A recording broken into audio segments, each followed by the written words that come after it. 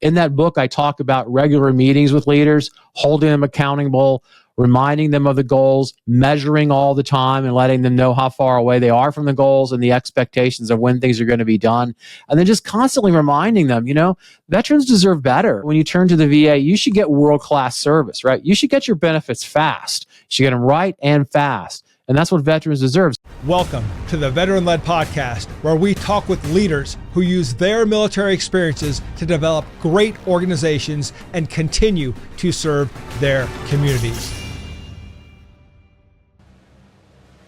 Today's guest is Paul R. Lawrence, who is probably the most transformational Undersecretary of Benefits for the U.S. Department of Veterans Affairs ever. And when I talk about that, I talk about a businessman, an author, a passionate veterans advocate who also is a former Airborne Finance Officer. So welcome to the show, Paul. Hey, thank you very much. It's great to be with you. I appreciate the invitation. Now, you had an amazing career before coming to the VA. You were partners at two of the big four accounting firms. You were vice president of two Fortune 500 companies. And you decide to apply to become the Undersecretary of the Veterans Benefits Administration. Why? Well, it was kind of a weird set of circumstances. I had a buddy who had gone to the VA, and as you know, the undersecretaries at the VA, you go through a commission process. It's written into the law. When VA became a department in 1988 and 89, they said to make it less political, let's kind of go out and interview people. It won't just be a traditional appointee. A buddy says, hey, there's this chance to do this job. Would you apply? And I thought he was just running around getting resumes. So I said, sure, happy to apply. Figured I'd never hear the end of it. About 6 weeks later, I got a call and said, hey, would you come over and interview? And that's when it got real serious. And I said, sit on the sideline a lot. I complain about people as a veteran who service veterans. I'm going to really go over there and I'm going to talk about what I would do. Tell them the truth. Tell them this is what I would do if you make me undersecretary. And I'm really going to focus on serving veterans. So I went through that interview, did really well, got invited to meet the secretary, then got invited by the White House to apply and officially join the administration. So it was really one of these things where you sit there and say, you can sit there or you can complain or you can go do something. And that's kind of what motivated me to want to be involved. And so you take on this large bureaucracy that has 25,000 employees with a payroll of about, when I say payroll, I guess the budget is $4 billion to administer $120 billion in benefits to veterans. Now, coming from large private financial institutions, was that something that was bigger than what you'd handled before, or was that in line with what you'd been doing? It was slightly bigger because, as you know, everything in government is bigger.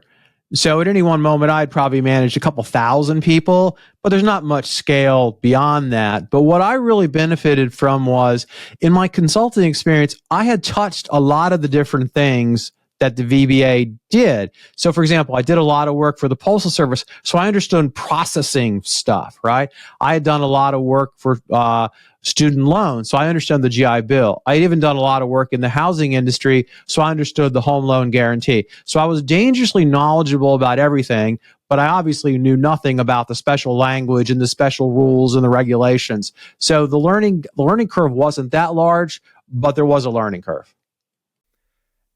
And you wrote a book about your experience called Transforming Service to Veterans, How I Pursued Performance Excellence at the VBA. It's right before COVID. President Trump has passed, well, I should say, it's right before COVID. The Appeals Modernization Act has passed, and now someone's got to implement it, but also figure out what's happened with all of the legacy claims. And so the best year ever was actually 2020, the year of the pandemic, when everything was going wrong. And the VA, you specifically, were holding town halls to keep veterans informed, to solve problems. And so it's in chaos that the VBA has its best year ever. And I want you to walk us through that, the implementation of the ABA, and then the plan to get all legacy claims a first look by July 4th, 2020. This is a huge order. How did you handle that? Well, right. As you point out, the Appeals Modernization Law, I think, was signed in August of 2017. So I got there in May of 2018. And so a lot of it was already underway.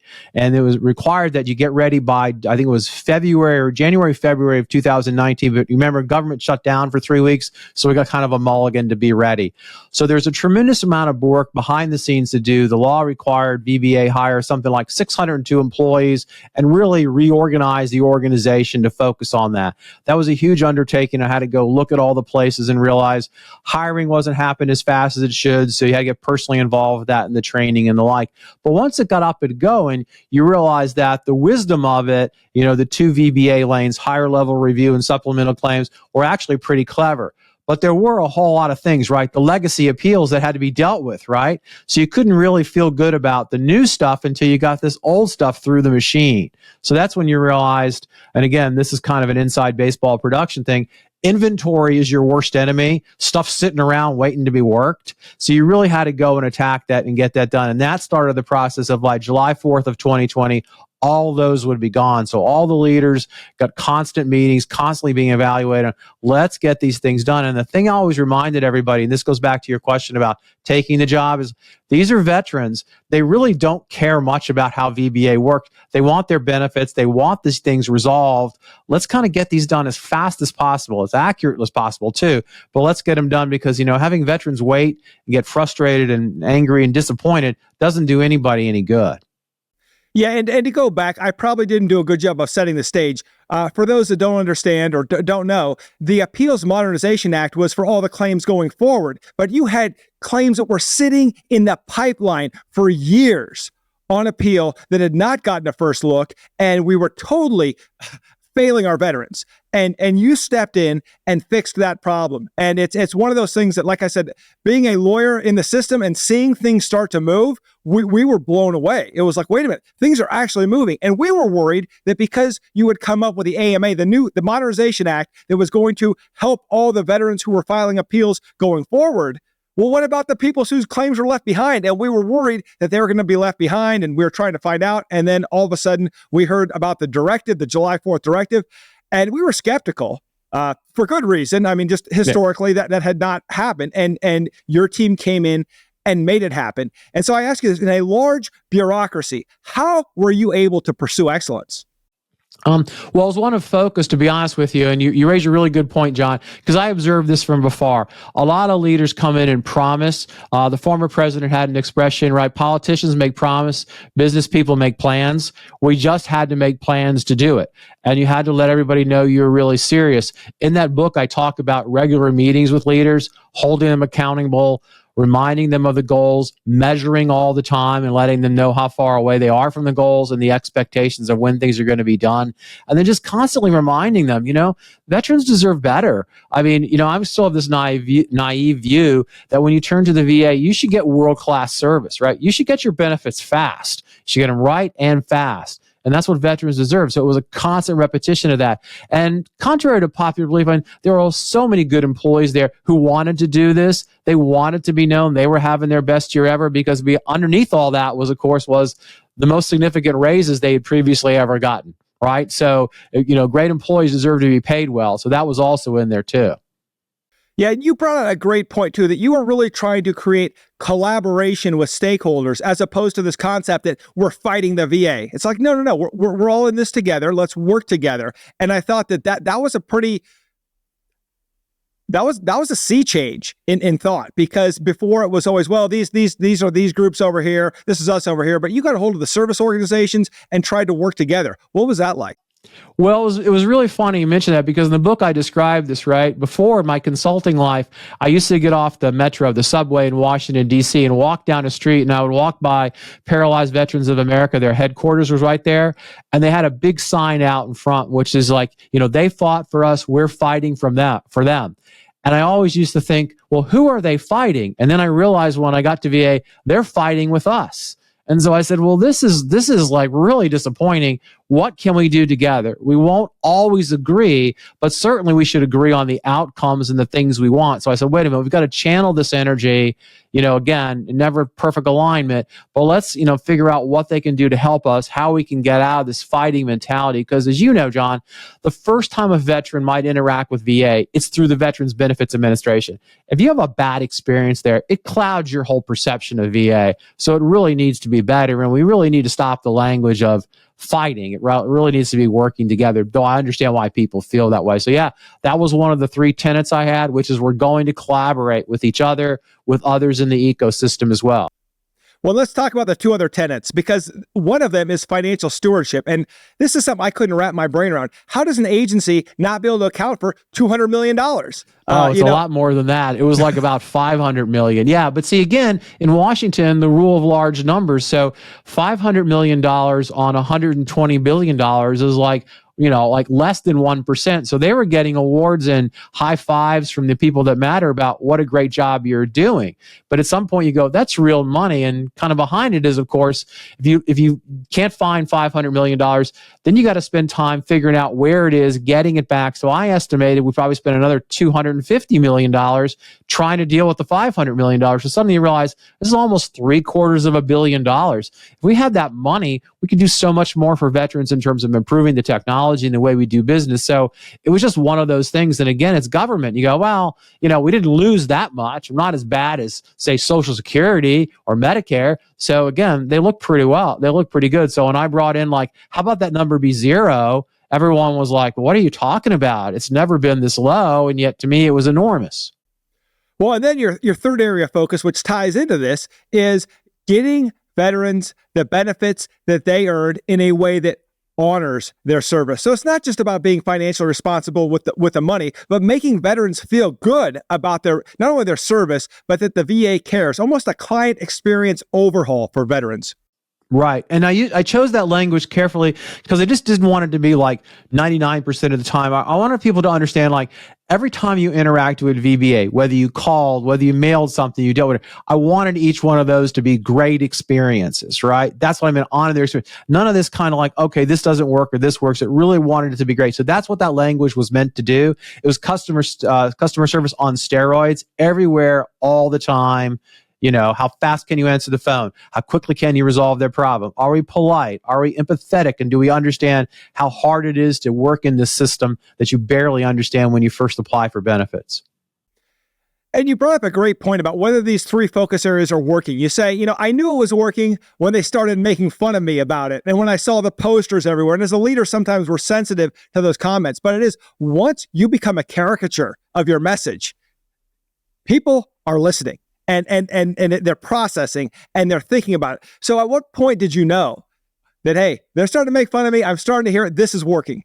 Yeah, about after probably 6 or 8 months or so. And I realized this because when I'd been a consultant to government, I had seen other leaders come in with their, 3 things or whatever. And inevitably, after about 3 or 4 months, they would stop saying it. Right? They would just lose the focus and they would lose the ability to do it. And I knew myself, I said, I have to keep saying this every time I spoke, everywhere I went before the pandemic. I'd go visit regional offices. I'd hold town halls with the staff there. I would say, and let me once again remind you of these 3 priorities. And I just kept after it. And I think there was a feeling of, okay, he'll eventually forget, but I stopped. They didn't. And then I began to measure. I began to measure how much money was lost. I began to measure how fast people were getting benefits and answering phones. And then I think there was an element of, okay, this is not going away. We might as well embrace it and do it. So it was rewarding. I will tell you sometimes when I would look at the notes before I'd go speak, I go, okay, I got to say these again and again. So at some point, but it did seem to sort of capture the moment. And that's also, I believe, true in the private sector. Correct me if I'm wrong, but when you're consulting with the Fortune 500 companies and running these, the vice president of two large firms, are you seeing the same issue where communication is always the issue? And as a leader, you just have to over communicate until you sense the message has been received, then you just keep over communicating it?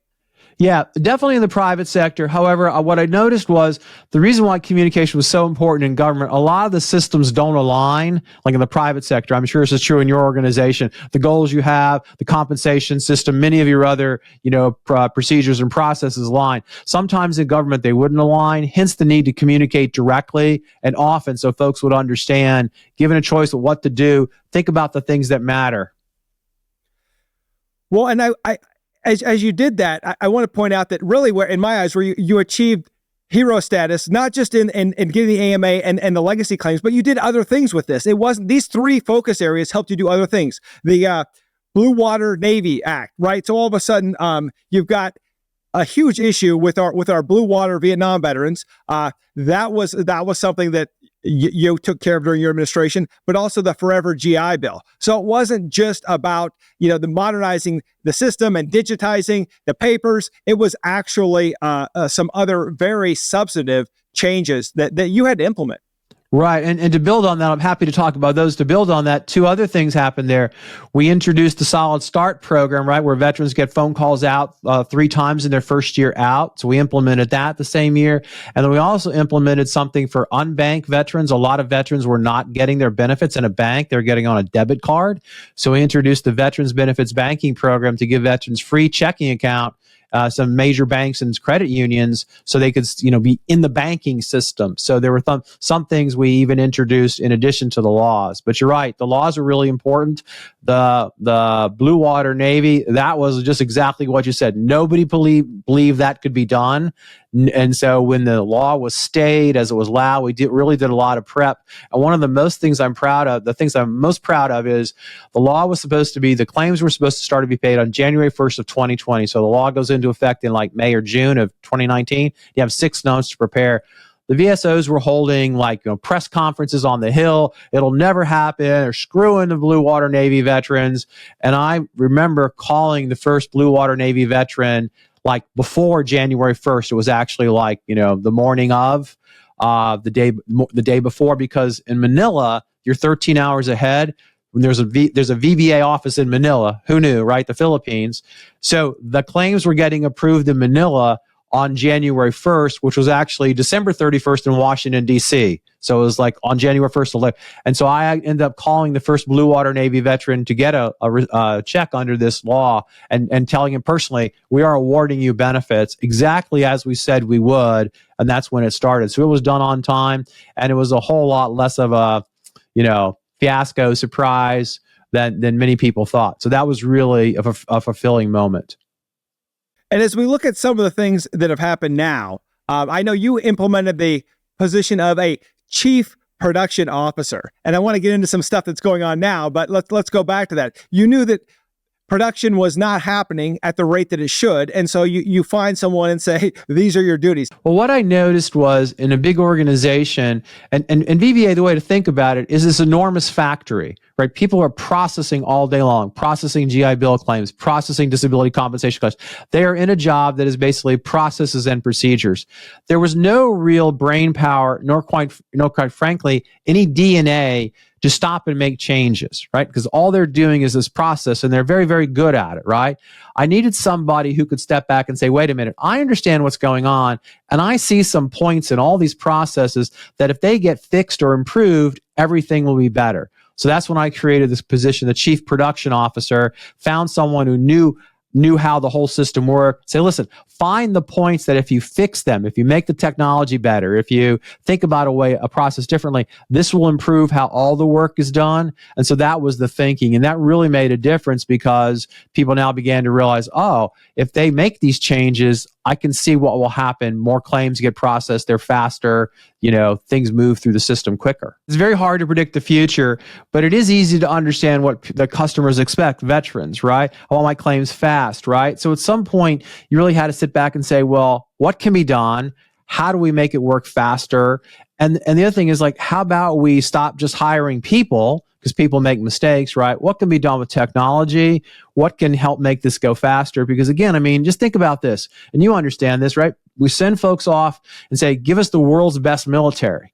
And then we come back, we'll give you an okay VA. We'll give you a so-so VA. No, it should be a world's best VA to help our veterans, right? And so that was kind of the metric I had in my mind. It's like, should be really, really good at this, not just kind of okay, really, really good. And so that was like kind of the thing I just had, which is let's get really good at this. And there were people who were good, right? And there's real pride in doing well. There's real pride in having somebody say, thanks to you, like you point out, my claim came. It was approved in 30 days. Thank you. People like that. They want to know their work matters. So I don't think it's impossible to imagine. It should be the standard, not an exception, right? And it pains me now to watch it slipping back, but it can be done. That's kind of why the book I wanted to let people know it can be done for those folks who want to come to government, want to make a difference, especially at the VA. It can be done. And in fact, now we have the PACT Act. And then once again, a lot of claims that need to get through the system and need to get through efficiently. And we're hearing that that's not happening. The great thing about Blue Water Navy was the law got stayed, right? They put it on pause for 6 months while people could go and figure that one out. That's probably something they should have done. The other thing too is, and I told folks this when they were preparing for the PACT Act, right? It's all well and good to think about the benefits a law will bring to veterans. But if you don't think about what it will cost to implement that law, you're really doing folks a disservice. So the rule of thumb I told people from organizations like the IAVA and whatever, it's a 10-to-1 rule. For every $10 billion in benefits, you need $1 billion of administrative things at the VBA. And I don't think they ever really got that, okay? And so my perspective on this is benefits promised that are not delivered is a lie. Okay. And we should not lie to our veterans. If we promise them benefits, we should be able to deliver them. And now, of course, 2 years later, they're just at the cusp of figuring it out. And that's just a real shame for people who were promised all these things, that the PACT Act had. Well, one thing that you point out is that this is much different today than it was in World War II. So take us back through that chronology. That's right. If you think about what went on, in the wars before, if you got wounded, chances are you were going to die or really be in a difficult place, right? Or the wounds would be so horrific that it'd be pretty easy to understand. I lost my leg. I lost my arm. I mean, it's terrible for the people, but you understood that. Now, of course, over time, our understanding of the science has gotten much better. First, what was the thing in Iraq? As you understand, within an hour, chances are we can save your life if you weren't hit in the head. Right. So we continue to, and of course, our understanding of mental illness and toxic exposure and the like. So we now have folks who come back and say, hey, I'm here, but there's still a lot wrong with me. So as you point out, used to be a claim had 1 or 2 contentions, a couple things wrong. Now it's not unusual to see, a dozen, 18, something. And so these claims are harder to process. So it's just, sort of an unintended consequences of the system we're in. And as you point out, these never-ending wars have to stop. It's just not good all the way around. And so, we need to figure that one out. But we're playing through it.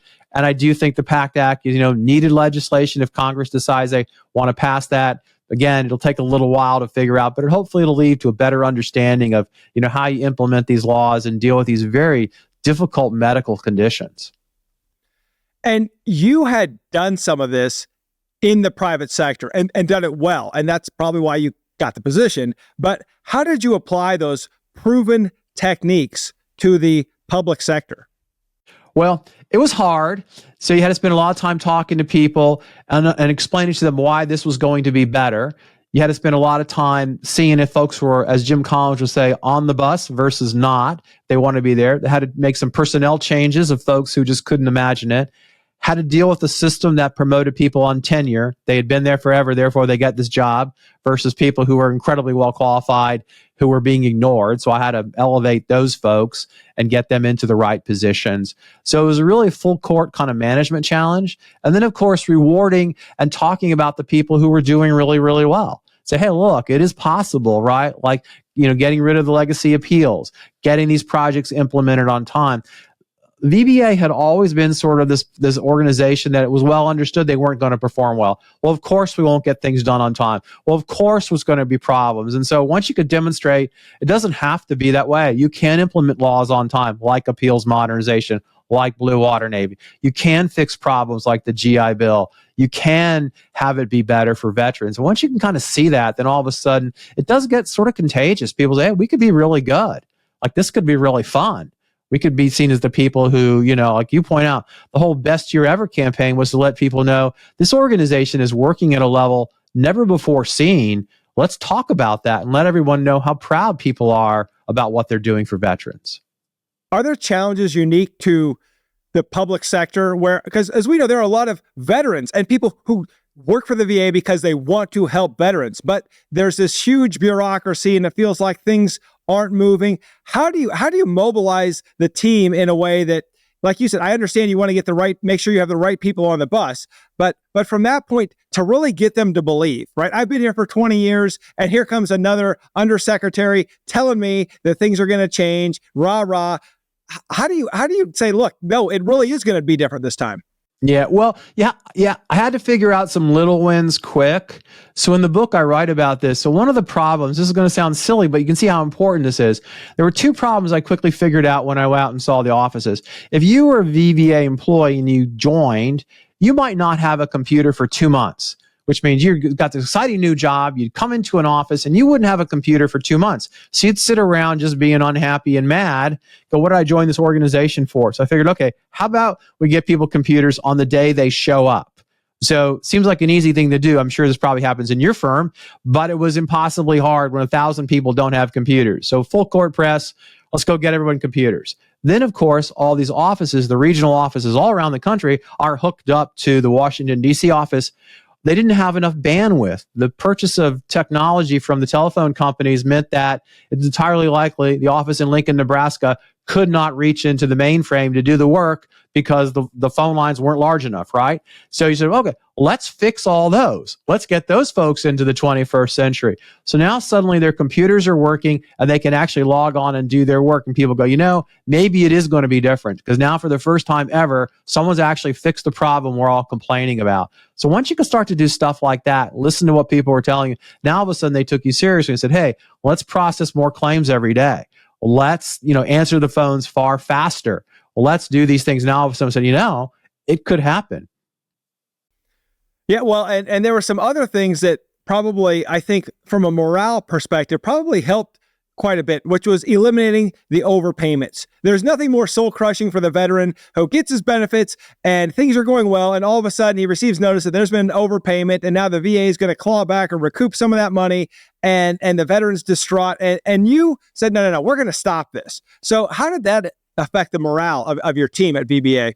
Well, I think there was a little bit of surprise to do these kind of things, right? Because, as you point out, like you make an overpayment, like everybody now is unhappy, right? The veteran's got to give it back if he or she hasn't spent it, right?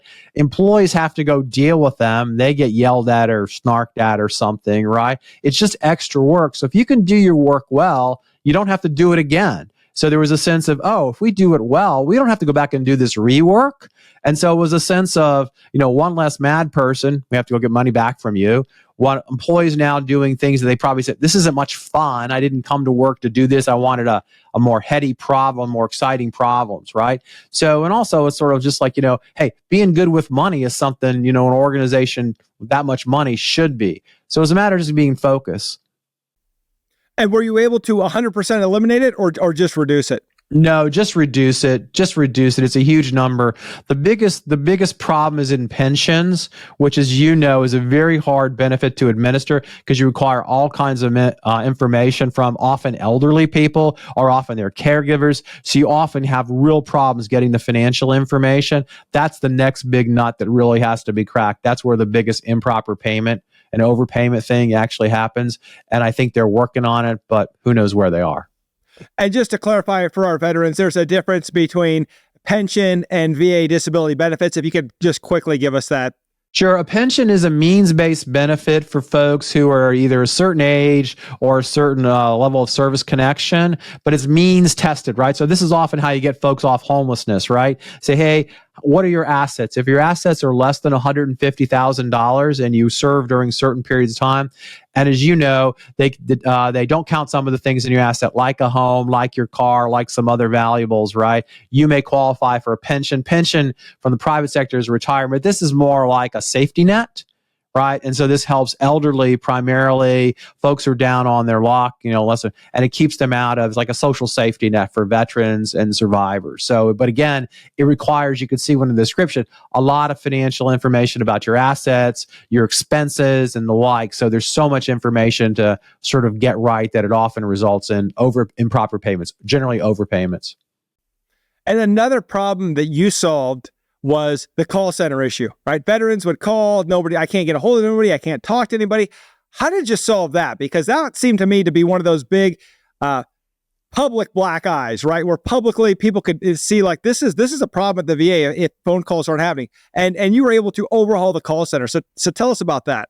Yeah, so I could not understand anybody being satisfied waiting at one point 13 minutes to get someone to talk to you on the phone, right? I mean, 13 minutes isn't that long, except when you're waiting on the phone, right?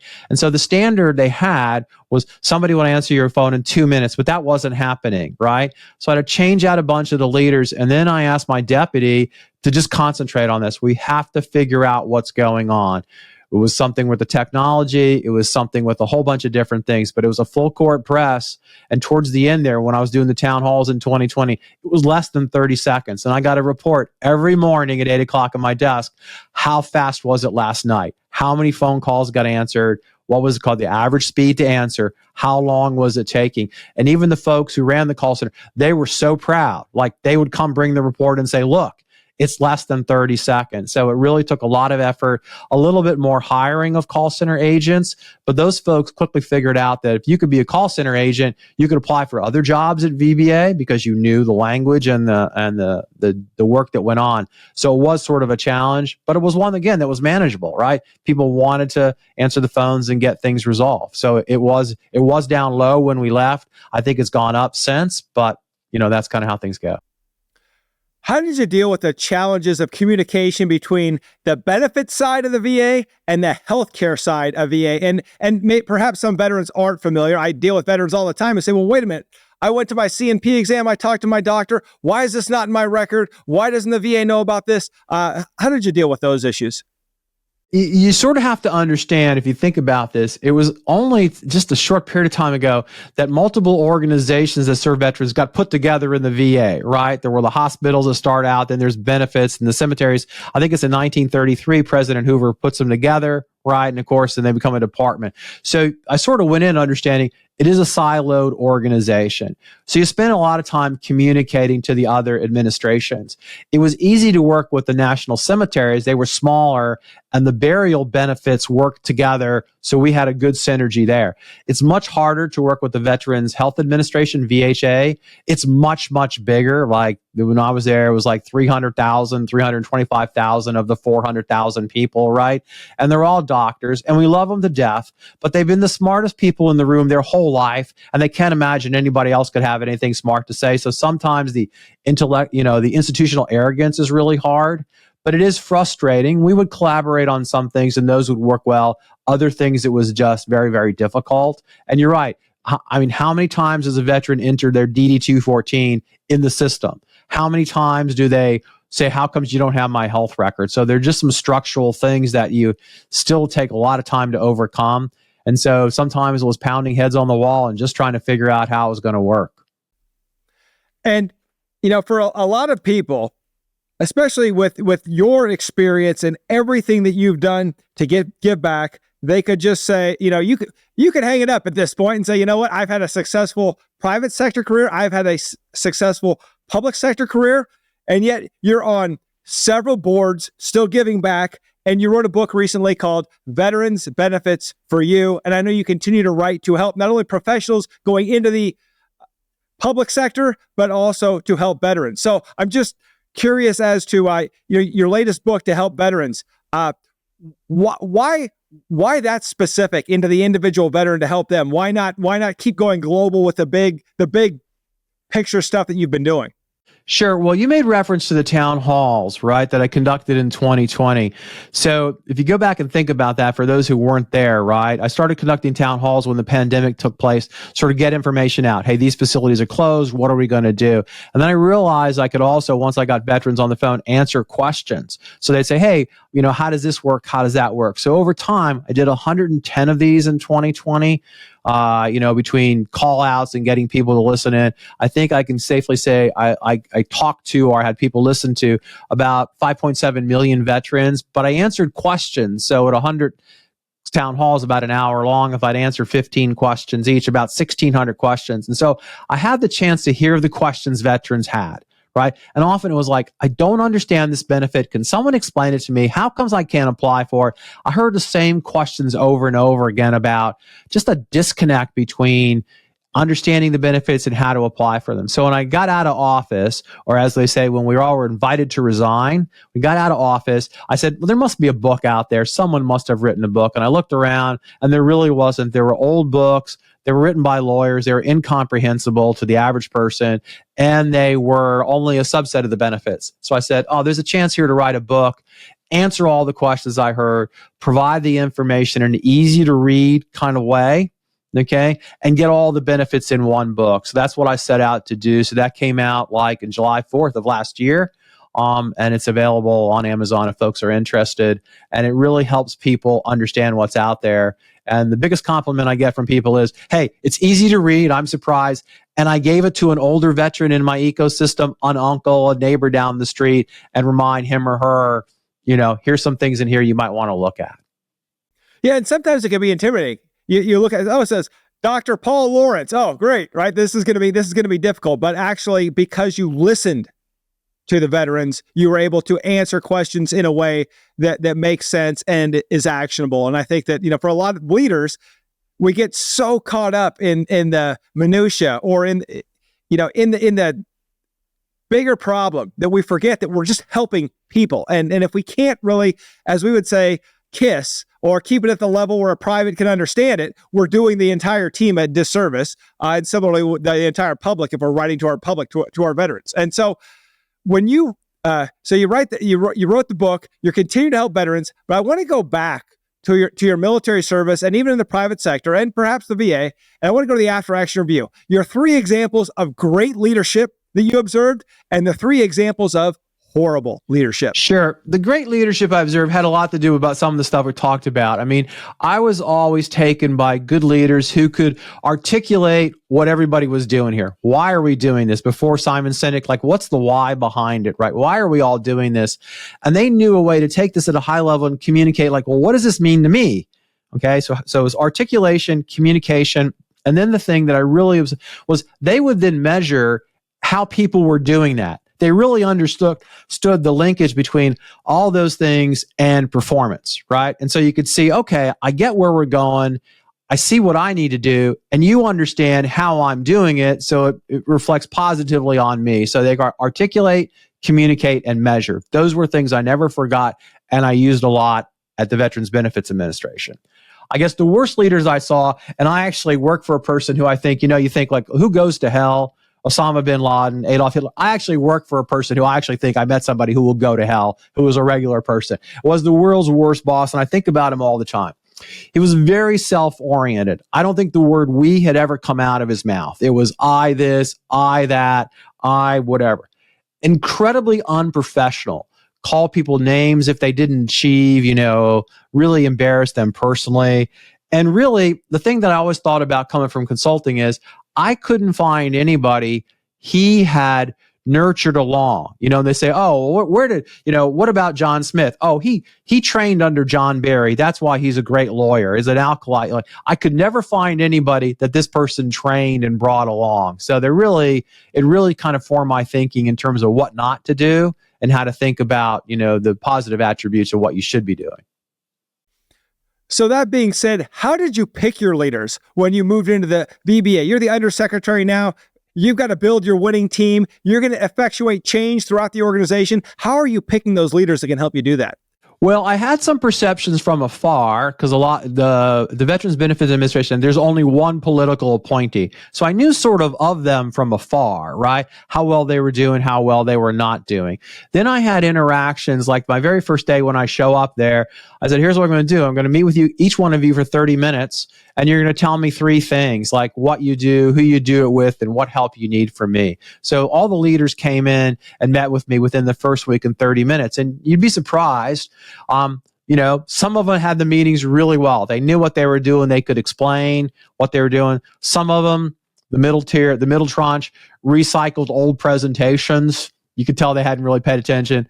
And some of them just had no clue how to answer the questions. And when I probed, had no understanding of what I was working on. So the initial interviews kind of were eye-opening as to who's going to stick around and be really good, who's probably going to get another position, and who's just going to leave altogether.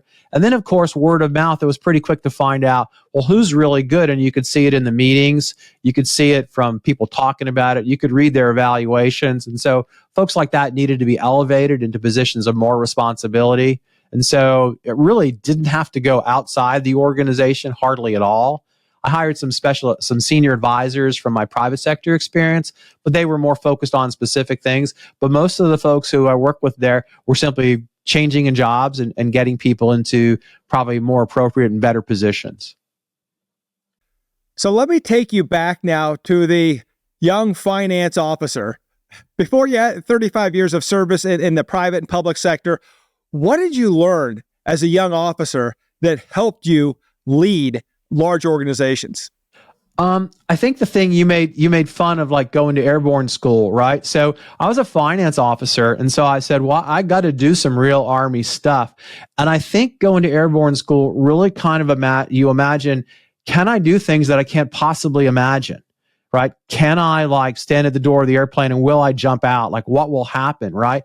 And doing military training, you just realize how good it is, the repetition, the preparation and the like. And suddenly you realize I'm doing something and others with me that I never imagined could possibly done. So it gives you the sense of confidence that it really can be done if you just kind of put your mind to it. And so big goals broken apart into little goals can really be achieved. So it's the sense of nothing's really impossible if you set your mind to it. And that's probably what my biggest takeaway from military experience is. And that's what I tell people, you'll have the most unbelievable experiences in the military that will prepare you for so much. You won't really know how they're going to happen. There's no place that says, oh, here, sign up here for confidence building, whatever. But you will learn so much. And later, and especially in the business world, it's just invaluable stuff. Yeah, absolutely. And I did not mean that as a dig. It's just a funny thing. It is a funny. Well, but you were in the 82nd, so you had to be airborne. Actually, I wasn't. Oh. I just did that as a finance officer because when I finally served on active duty, because they saw all the degrees I have, I worked primarily in an office. But when my time there was up, though I eventually ended up getting out, I knew I had to go to the 82nd. So as I would get back into the real Army and do real things, I think in the time I was there was maybe one general and 1,000 finance officers. So I said, I got to get into a bigger playing field. So had I continued on, I probably would have, transferred to the infantry. And that's a great point, that for a lot of veterans, we see that the light at the end of the tunnel. If there's only one finance general and you're in the finance corps, what are the odds of me getting there? And it's probably not great. On the other hand, what were the odds of you becoming the undersecretary of the VBA? I mean, yeah, no, who knows? And that's fact, it's funny you mention. When I did send in my resume, I thought, oh, they'll get thousands of resumes. I probably will never hear anything ever again. And then I got a phone call, and the rest is history, as they say. Yeah, so sometimes thing happens in ways you can't really forecast. And so, Dr. Paul Lawrence, I want to thank you for coming on Veteran Led. There are a lot of books and a lot of organizations that you're involved in. In the show notes, we'll have all your information, but how can people learn more about you, find your books, and find the nonprofits that you're involved in? Sure. Probably the best place is I'm on LinkedIn as my name, Paul Lawrence. I spent a lot of time there trying to get good information out to veterans about their benefits and about some of the programs and the like. So I would say, look me up on LinkedIn. That's probably the easiest way. And I want to close this with, so often people talk about the veterans, the difficulty transitioning. I know you've talked about there really wasn't any transition program when you got out, but it's the skills that veterans have that a lot of times provide us great opportunities in large organizations. And you certainly have proven that your post-military service to the community is so much greater because you have so much more influence and I think skill now. But it was that willingness to, hey, I'm going to go airborne. I'm going to do the tough thing. And then, hey, I'm going to, after being, like I said, highly successful in the private sector, you go in and try something new in the public sector. Was there ever any fear that, hey, these skills might not transfer? I might not be good in the public sector? Well, no, well, yes and no, but I had this conversation with myself that says I might fail, but it won't be because I won't spend all my energy and try as hard as I can to do the right thing. So I figured I'm going to go down trying as hard as I can because that was something I felt really hadn't been done before. And so really that was kind of the perception. But I was careful. I mean, I don't think I would have been a match in a lot of places, but my experiences really matched well at the Veterans Benefits Administration. So there was some foresight to it. What advice would you have for veterans wanting to go into the finance world after leaving service? Where are the best opportunities for veterans now? Oh, tell them, please do. There's a shortage in the finance world. There's a shortage of accountants everywhere. So if you have bookkeeping skills, accounting skills, you'll be employed for the rest of your life. Please pay attention to finance. Please do it. The accounting firms are hiring. Any accounting firm, the big four, as they say, are hiring. The ones you know about, JP Morgan, Chase, all those, they need finance people. A lot of them have internship programs where you come out, you'll travel around the organization and then choose after a year or two where you want to be. I strongly encourage anybody with finance in their military experience to pursue that if they're interested after they get out. It's definitely a growth industry and there are shortage of capable people.